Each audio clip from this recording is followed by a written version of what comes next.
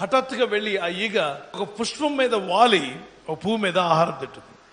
ఈలోగా దాన్ని చంపివేస్తుంది అదే చెట్టు. దీనిలో ఒక బల్లో చిన్న చిన్న ఈగలు ఏవి వచ్చి ఆలినా అది వెంటనే చికెన్ బిర్యానీ ఇలా చేసుకుని తినేస్తాయి.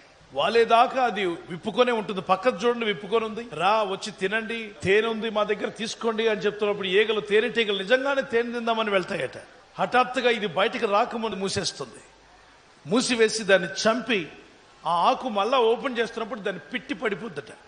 ఏదైతే ఈగలు దానిలో వాలాయో అది పూర్తిగా దాన్ని డెడ్ అయిపోయి వేస్ట్ మాత్రం బయట పడిపోతుంది. దానిలో బ్లడ్ అంతా అవి రిసీవ్ చేసేసుకుంటాయి. ఇలాగే సాతానుడు కూడా అనేక మందిని వాడి చేతిలో పడిన వాళ్ళు ఏముందులే అని వెళ్తారు.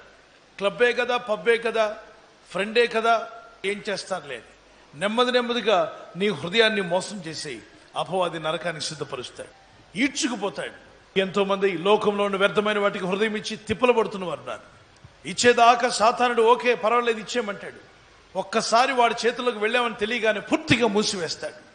నిన్ను బయటికి పోనివ్వకుండా, మనశ్శాంతి లేకుండా, నెమ్మది లేకుండా, రక్షణ పొందకుండా, దేవునిలో ఆనందించకుండా చేస్తాడు. పరిశుద్ధతలో, భక్తిలో, విశ్వాసంలో, ప్రార్థనలో, బైబిల్ చదవటంలో ఏం ఆనందం ఉంది అంటాడు.